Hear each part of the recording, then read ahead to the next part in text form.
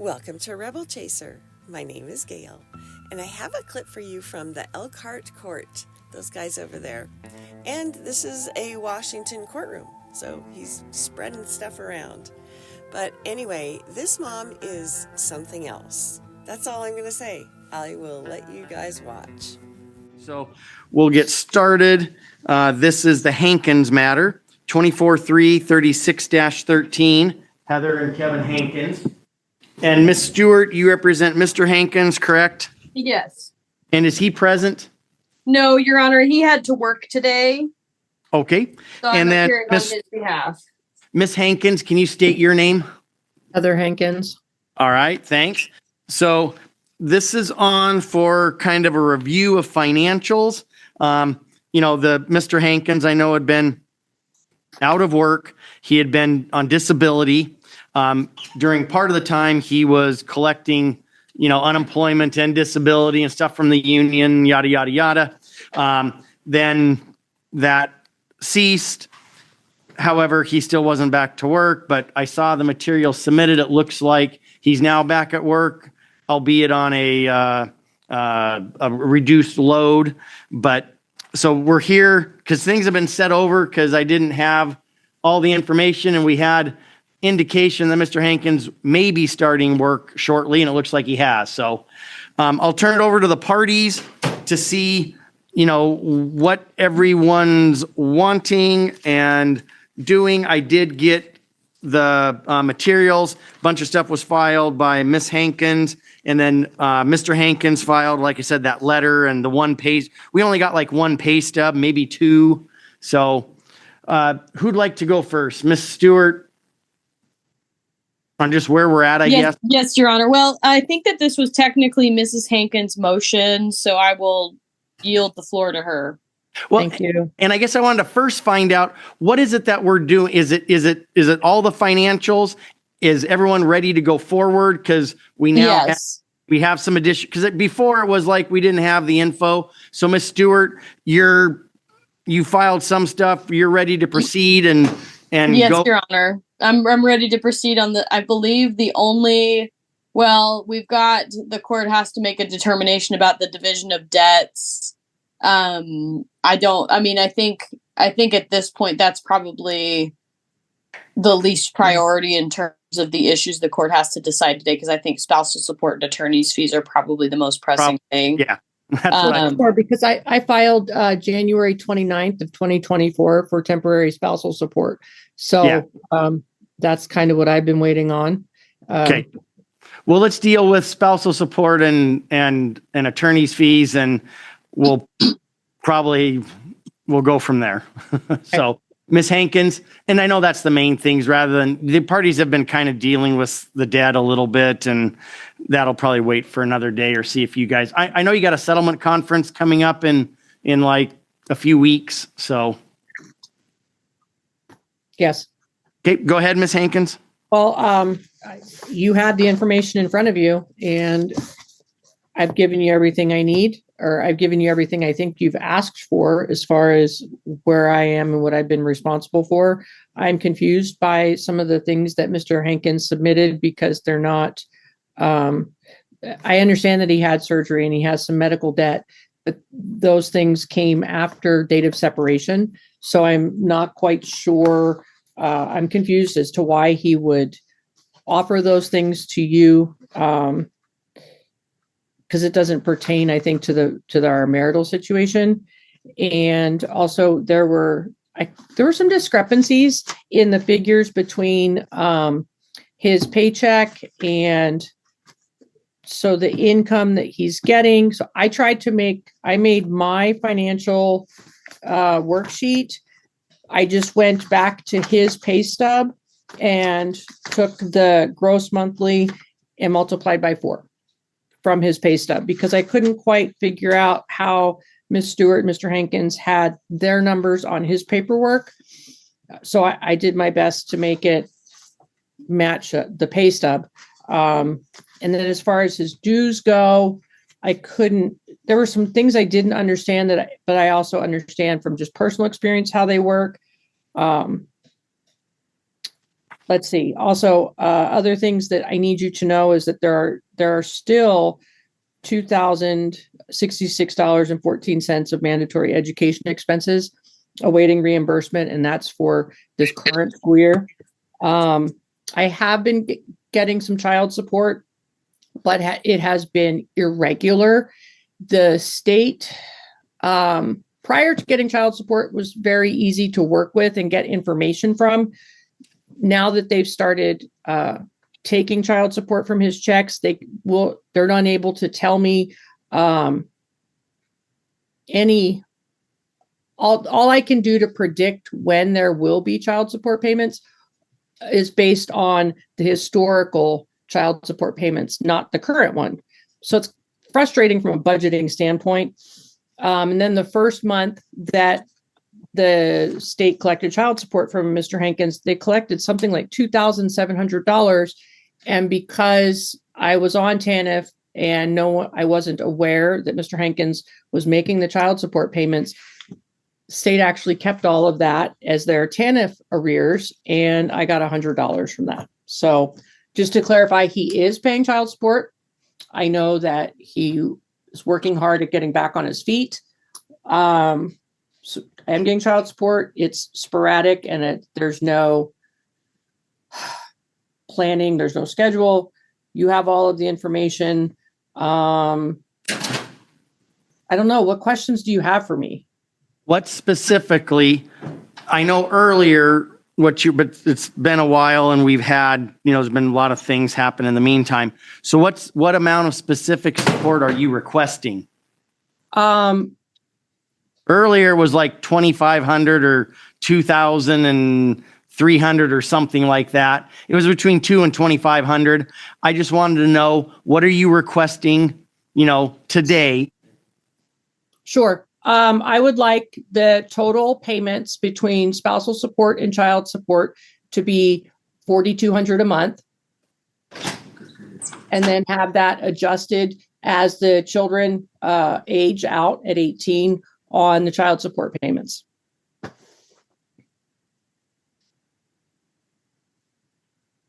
Okay. So you want maintenance to go up when child support goes down? Is that what you're saying? Yes. Oh. We've been together 25 years, and that's a long commitment from my life to give into getting us where we are today. Okay. And also just so you know, the pension plan and the money purchase plan that we have talked about in the past in court, the money purchase plan a hardship withdrawal cannot be taken from it. So that's not even, it's not an asset that we can look at as potentially dealing with some of our financial situations.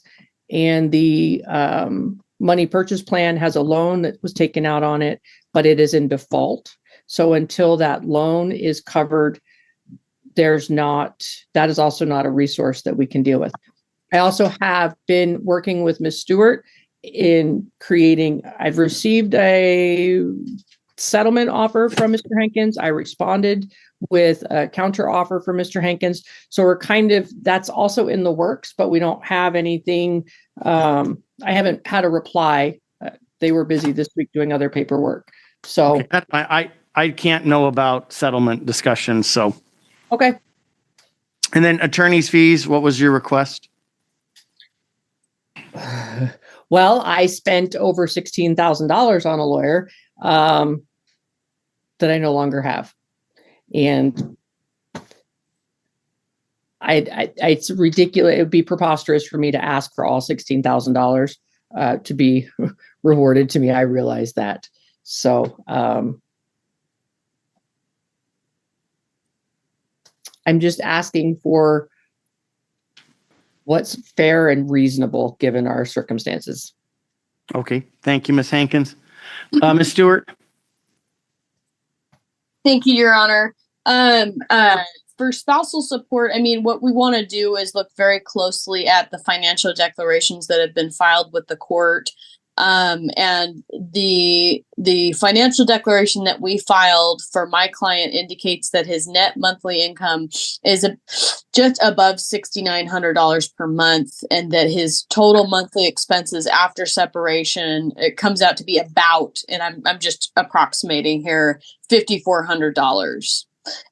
Because he's got the payment on his medical debt. I want to clarify for the court that although that is his separate debt, we acknowledge that it would be characterized as his separate debt because it was incurred after the date of separation.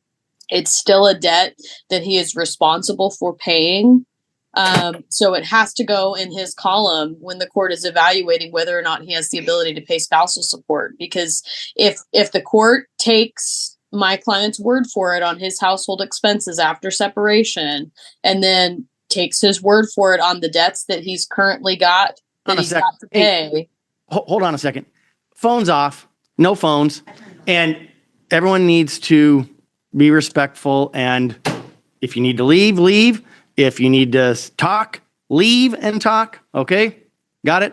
It's a small courtroom, so I don't want to hear murmurings from the gallery. If you have to talk, go outside. Thank you. Go ahead, Ms. Stewart.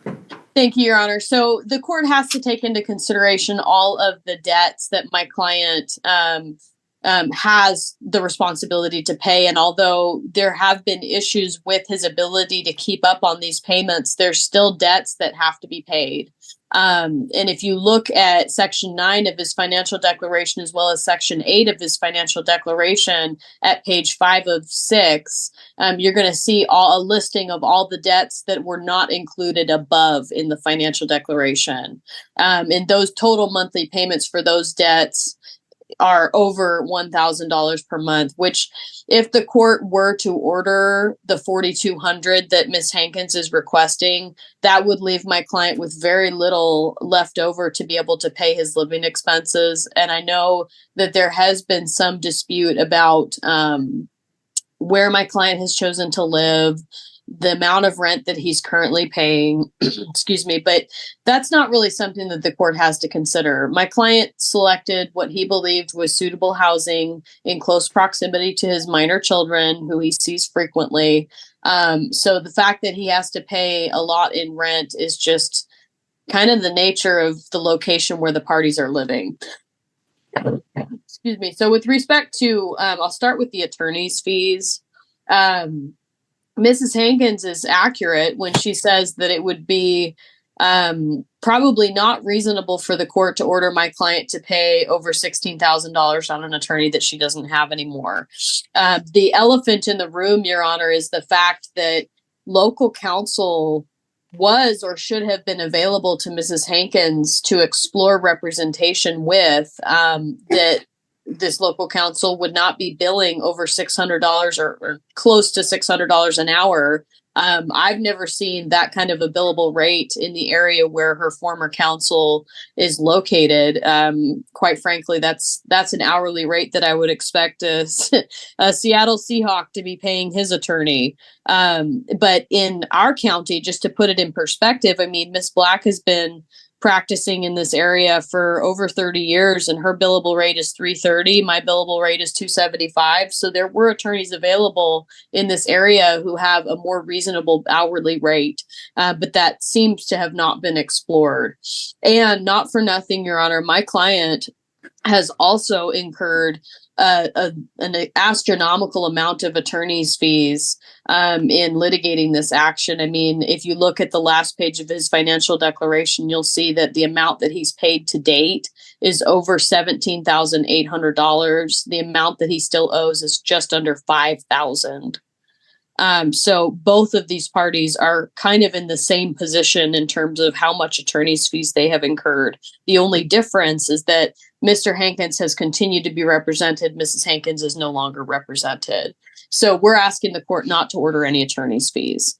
On the spousal support, if the court is going to order any spousal support, I think that the court needs to really factor in how much my client's net monthly income is going to be after he pays all these debts. Because if the court orders too much of spousal support, what's going to happen is we're just going to end up right back before the court for another review hearing. And I want to avoid that because obviously these parties don't need to incur any more in attorney's fees than they already have. But what's missing in the record is the factors. We've got to go over the factors for spousal support. As the court is very well familiar with these factors, the court has to evaluate the financial resources of the party who's seeking maintenance, which includes separate community property, the ability to meet needs independently, including the provision for support of children living with the party who is requesting the support, the time necessary to acquire sufficient education or training, the standard of living, duration of the marriage, age, physical and emotional condition, and financial obligations of the spouse seeking maintenance. And then also very important is the ability of the spouse or domestic partner from whom maintenance is sought to meet his or her needs and financial obligations, while also meeting those of the spouse who's seeking maintenance. There's no doubt that this is a long-term marriage. These parties have been married for over 20 years. But what Ms. Hankins has not really emphasized in her argument is that she is a college-educated woman. There should be no barriers to her going out and finding some suitable full-time employment. And while we recognize that she would need time to do so, having been a stay-at-home parent for quite some time during this marriage, unfortunately, when you're going through a divorce and your working years are not yet behind you, the court has the expectation that parties are going to find suitable employment to support themselves, because it would not be fair or equitable for my client to have to essentially bankrupt himself paying spousal support while the other parent or spouse is voluntarily underemployed. I don't like that phrase. I think that it's probably difficult for opposing parties to hear, but that's the verbiage that we use in our courtroom. It's voluntarily underemployed when you're not working sufficient hours to meet your financial needs. So what we're asking the court to do is first and foremost deny the request for spousal support because there's simply not enough money to go around. But if the court's going to order spousal support, we're asking that it be at an amount that's going to be doable for my client so that he's not in the red every single month after paying child support. Does the court have any specific questions for me? I just had a couple quick questions for each of you. But I guess before I do that, Ms. Hankins, was there any brief reply? And then, like I said, I've got a couple quick questions just to verify a couple things. Sure, absolutely. The college-educated comment, you'll notice that on Mr. Hankins' pay stubs, he's making $70.81 an hour without a college education. My rate of pay while substitute teaching, and that is with a college education, is $20 an hour. So I don't think that, bringing in my college education and saying that I should be able to go and do something and earn that kind of wage, I don't think that is an accurate representation of the situation in front of us. To find suitable full-time employment, yes. However, when this divorce began, and also right now, I'm under contract. Kevin and I had a contract where I would homeschool the kids. We are involved in a private homeschooling situation where I'm under contract to continue until the end of next school year. They're already starting the renegotiating and contract process for the 2025-2026 school year. And I have a commitment to my children and other children. So I can't just up and let that go because I'm suddenly finding myself in the middle of a situation due to domestic violence and divorce. You, Your Honor, have said yourself that it doesn't matter. And I agree. It doesn't matter how either one of us spends our money. You simply look at the bottom line on the paycheck. And when Ms. Stewart referenced Mr. Hankins' figures, I don't understand. I'm sure Your Honor can do the math, that his net monthly income would be $7,848.68. Not, I believe she had it down around $6,000. You, Your Honor, are saying that you are taking our word for things. I submitted to you my mortgage statement and the HOA fees, while Mr. Hankins simply is just putting a number on paper. The amount of debt that he continues to submit His creditors differ. You can look back at the record each time that he submitted financials. There are different creditors for different amounts. Granted, when you pay your debt, the amount is going to change. Mine have stayed consistent, and you can see where I am being responsible and doing my best to shave excess spending to take care of myself and the children. We also know that to say that I should have decreased spousal support because it would take away from his net monthly income to pay the bills. We know that he is comfortable defaulting on some of the bills. We know that medical debt has now been removed from the credit reports, as if you don't pay your medical debt, they're not going to bring your credit score down any. I have offered to go to the creditors with Mr. Hankins to ask for forgiveness, decreased payments, work on payment plans with him for both of our benefits.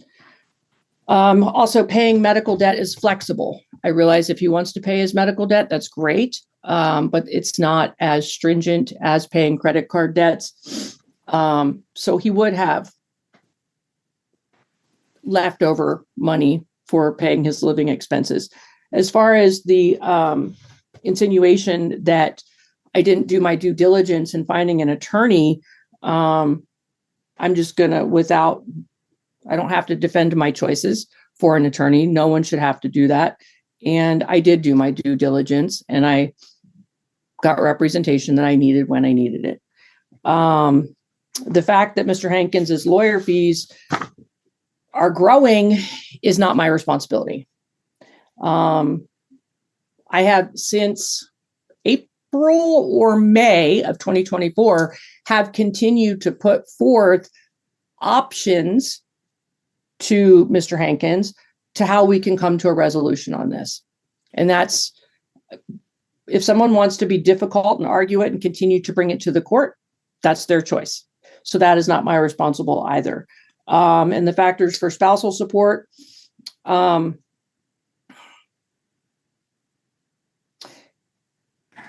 to say that I'm voluntarily underemployed, yes, I'm definitely going to go on the record and say I disagree.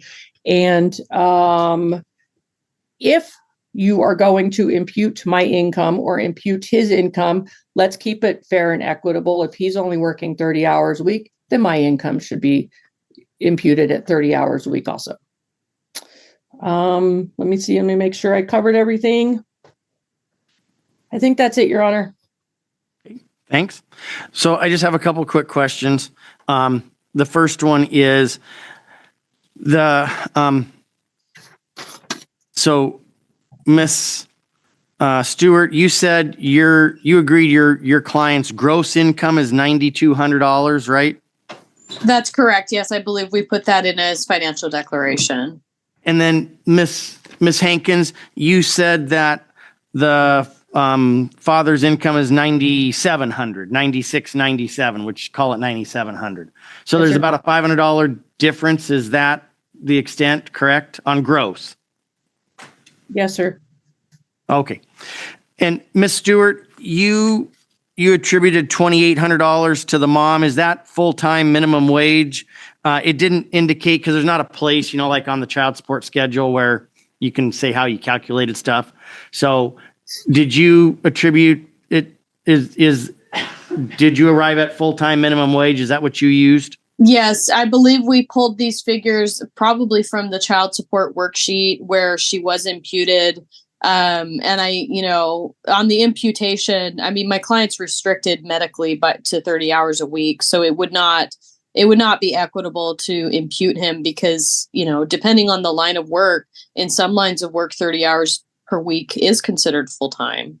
But that, to answer your question, Your Honor, yes, I believe we imputed Mrs. Hankins at the minimum wage in the financial declaration. And Ms. Hankins, you used $700 as the wages for you on your financial deck? Yes, sir, because that's what my pay stubs reflect. Okay. I just And want that imputed sure I income understood is, where. okay.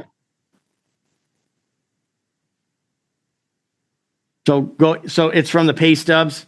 Yes, sir. And you have those. Yeah.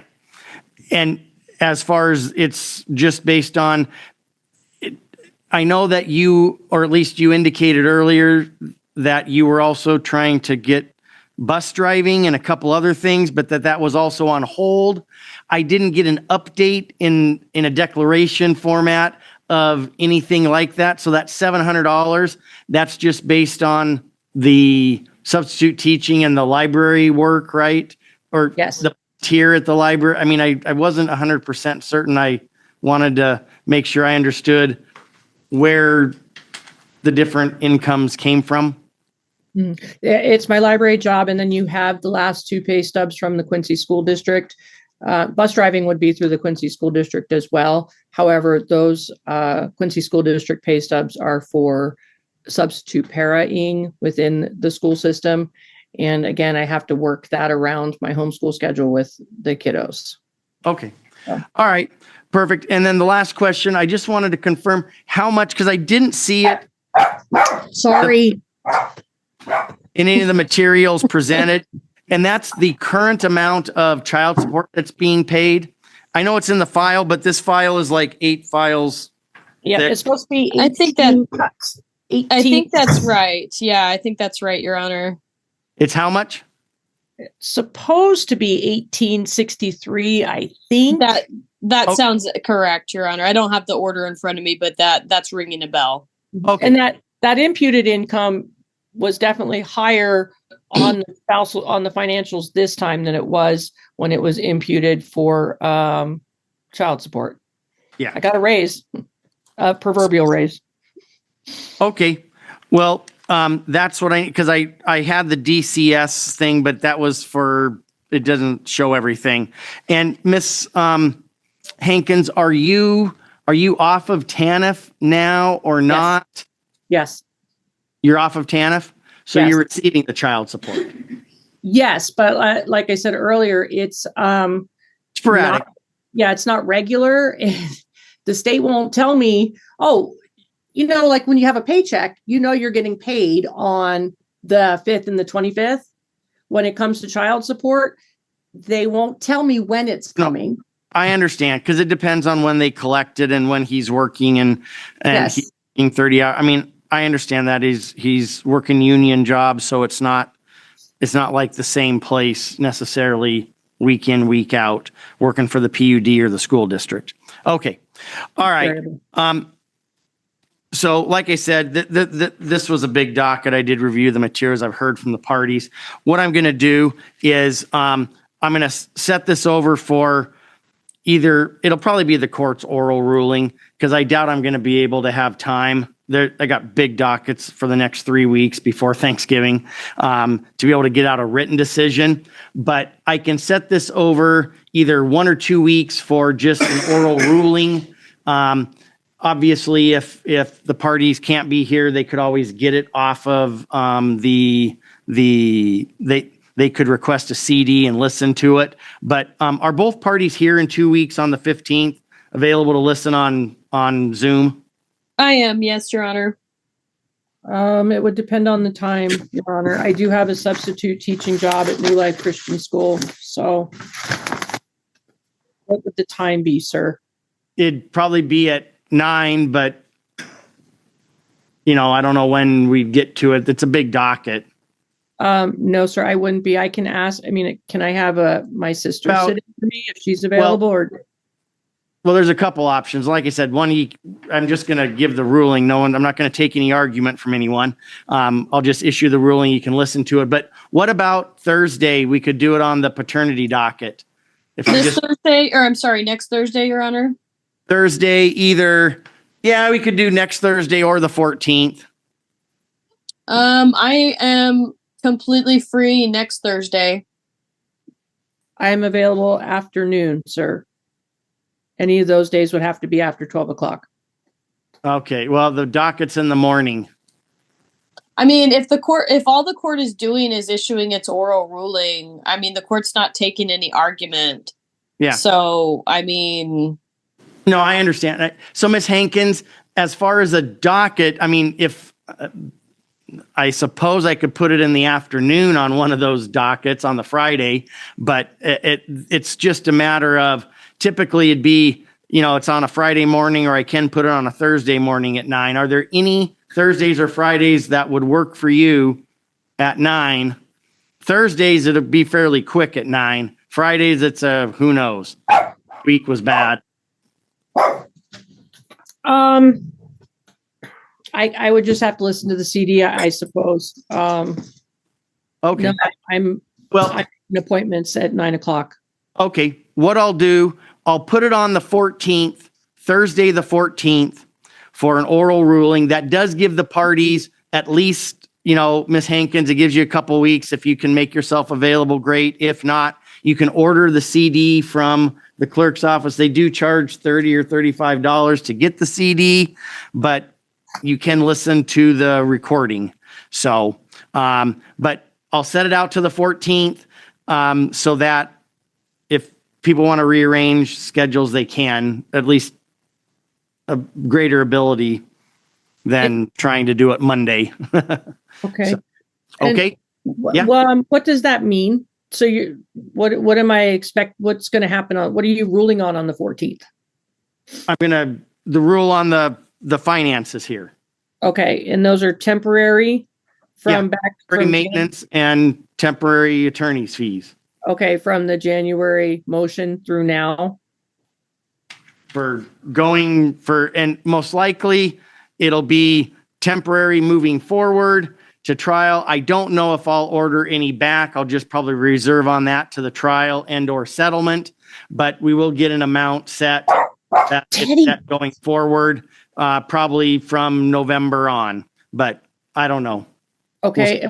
Will it also be written, Your Honor, or only orally? Okay. It'll be oral.